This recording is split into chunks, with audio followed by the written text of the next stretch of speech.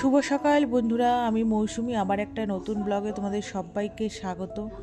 তো বন্ধুরা দেখো, ঘুম থেকে উঠে তো গেছি সকাল সকাল, তো ফ্রেশ তো হয়ে ফ্রেশটা করে নিলাম। তার সাথে সাথে তো দেখতেই পেলে রান্নাও বসিয়ে দিয়েছি।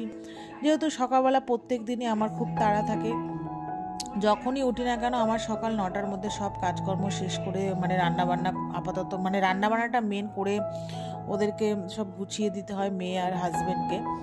তো আমি এখানে একটু ভাতটা বসিয়েছি বলে আর ওদের জন্য চা হচ্ছে বলে তাই অ্যাফ্রেশটা করে একটু রিল্যাক্সেশনে বসে চা খাচ্ছিলাম। এইটুকুই একটু সময়, তারপরে এবার দৌড় দিতে হবে। তো তার সাথে সাথে চাটা ওদেরকে দিয়ে দিয়েছি, বর খেয়ে নিয়েছে আর মেয়ের জন্য এখানে বেড়ে রেখেছি, মেয়ে ফ্রেশ হয়ে খাবে।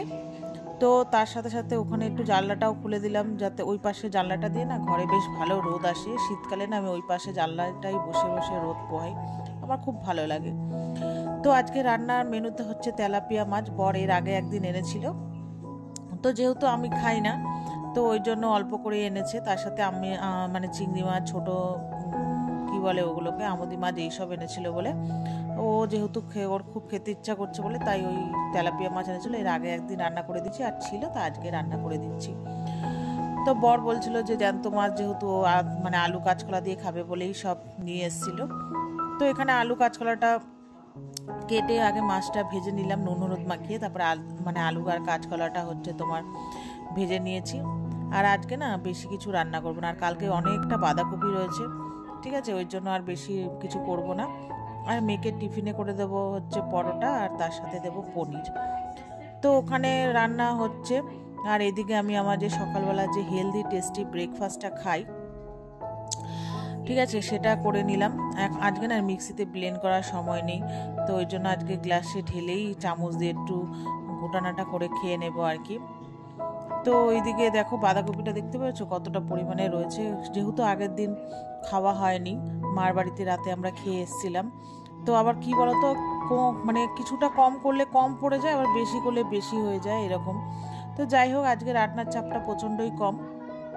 তো এই যে আমার ব্রেকফাস্ট এখানে রেডি করছি, রেডি করে একটু রাখছি, তারপরে খাবো। আর ওইদিকে হচ্ছে আদা কাঁচকলার যে আলু আর কাঁচকলা যে দিয়ে তরকারিটা হচ্ছে, সেটার মধ্যে ওই আদা আর হচ্ছে কাঁচা লঙ্কা বেটে নিয়েছি। তার সাথে গুঁড়ো মশলাগুলো যা যা রোজকার মশলা সেগুলো দেবো, হলুদ, লঙ্কা গুঁড়ো, হলুদ গুঁড়ো, জিরে গুঁড়ো, আর কালারটা ভালো আসার জন্য আমার হাজব্যান্ড একটু তেল ঝাল খেতে ভালোবাসে। তারপরে দেখো এখানে মাছের ঝোলটা মোটামুটি আমার হয়ে গেছে, এবার সব রকম মশলা আর কি দিয়ে দেব। তো কি বলো তো, আমার সকালবেলাটা না বন্ধুরা এতটাই কষ্ট হয়ে যায় একা হাতে, বুঝতেই পারো। তারপরে আগের দিন ময়দাটা একটু বেশি করে মেখেছিলাম, যাতে মেয়ের সকালবেলা একটু অসুবিধা না হয়। তো এখানটা ময়দাটা লেচিটা বেলে রুটি করে নিলাম তাওয়ার মধ্যে, এবার একটু হালকা করে তেল দিয়ে একটু পরোটা করে দেবো। আর ওইদিকে পনিরটা হচ্ছে বসিয়েছি, দেখো হয়ে গেলে মেয়েকে এখানে আর কি টিফিনটা গুছিয়ে দেবো। তো আমার হাতে কি বলতো, পরোটাটা যতই করি না কেন কী হয়, একটু না শক্ত হয়ে যায় এখনও পর্যন্ত আর কি। আমি না সেরমভাবে রুটি পরোটাটা করতে পারি না, রুটি করি ঠিকই, একটু তাড়াতাড়ি খেয়ে নিলে ভালো, আর কি যদি ধরো রেখে দিই না প্রচণ্ড শক্ত হয়ে যায়। তো এইদিকে তো দেখতেই পেলে যে মেয়ে স্নান করে ড্রেস ফ্রেস পরে রেডি হয়ে চলে এসছে।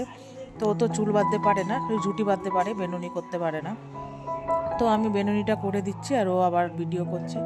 তো যাই হোক, মাঝে মাঝে আবার একটু শখ হয়, আবার যখন বললেও শখ করে না। তো যাই হোক, তারপরে এখানে আমার রান্নাবান্না দেখো হয়ে গেছে, আর এই যে পনিরটা এখানে হচ্ছে। তো পনিরটা হয়ে গেলে এবার মেয়েকে পনিরটা হচ্ছে দিয়ে দেবো টিফিন বক্সে। তো তারপরে এবার হাজব্যান্ডও স্নান করা মোটামুটি ডান, এবার সব টিফিন গোছানোর পালা। আর ওই একটা রুটি আমার জন্য একটু করে রেখেছি, পরে যদি আমার বেলার দিকে একটু খিদে পায় তখন আর কি খাবো। তো এবার হাজব্যান্ডের ভাত তরকারি ভাজা টাজা সব গোছানো হয়ে গেছে, এবার টিফিন বক্সের ভেতরে ওই ছোটো বাটিটা বসিয়ে দেবো। আর ওইদিকে এবার ওদের ভাতটা যে খাবে সেটা বেড়ে দিচ্ছি। আমার হাজব্যান্ড একটু ভাত খেতে খুব ভালোবাসে, তো এখানে হাজব্যান্ড যেন কি বলছিল হাত নাড়িয়ে নাড়িয়ে আর কি, সেটাই কি বলছিল জানি না। তো এখানে দেখো তারপরে হচ্ছে এবার ওদের জন্য আর কি ওই খেতে দিয়েছি, তাও কি বলে যাচ্ছে জানি না, কি প্রসঙ্গে আলোচনা করছিলাম।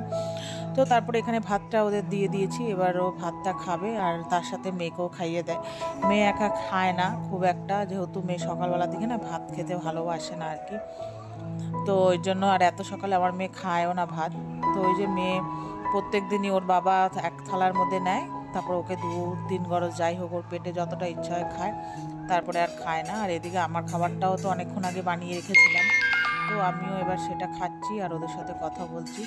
তারপরে ওরা যখন বেরিয়ে যাবে তারপরে আমার ঘরে রান্নাঘর পরিষ্কার, বাসন মাজা এইসব করব। আর ঘরে ডাস্টিং ফাস্টিং না আমি দেখাইনি আজকে, আর ইচ্ছে করছিল না।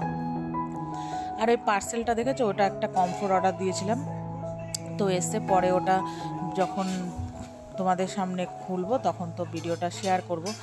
তো তারপরে চলে এসেছি মার বাড়িতে, মা ফোন করেছিল। তো তারপরে দেখো এই যে মার বাড়িতে মা গরম গরম ধনেপাতার বড়া করেছে ডাল দিয়ে। তো কে কে ভালোবাসো দেখো এই সিজনের এই প্রথম ধনেপাতার বড়া। তারপর তো এই গরম গরম দেখো ধনে পাতার বড়াটা খেয়ে নিলাম, আর প্রচণ্ডই না গরম ছিল। মা আসার সাথে সাথেই মানে বড়াটা ভাজলো, বাবু যেহেতু এসছে খাবে। তো তারপরে খাওয়া দাওয়া করে বাড়ি চলে এসেছি, মেয়েকে স্কুল থেকে বাড়ি নিয়ে এসেছি। তো আসার পরে মেয়ের আজকে যেহেতু নাচের স্কুল ছিল তো এসেছি, আর আজকে ম্যামদের সাথে আমাদের একটা মিটিং ছিল, যেহেতু সামনেই মেয়ের অ্যানুয়াল প্রোগ্রাম, তো মিটিং ডেকেছে ম্যামরা, তো সব গার্জিয়ানরা আমরা এসেছি। তো আর আমি তো জানো যে এখানে যাই এখন ভিডিও একটু করি, আর ওই যে সবাই দেখো আমি ভিডিও করছি দেখছে। তো যাই হোক ভিডিওটা করলাম। তো এই যে আমাদের দুটো ম্যাম, তো ম্যামদের সাথে প্রচণ্ডই আর কি মারি আমরা, মানে আর আমার তো সব জায়গাতে একটু বেশি কথা বলতে ভালোবাসি। তো যাই হোক মিটিংয়ে যা যা বলার ছিল বলা হয়ে গেছে, তো এবার বাড়ি ফেরার পালা। তো চলো টাটা বাই, গুড নাইট।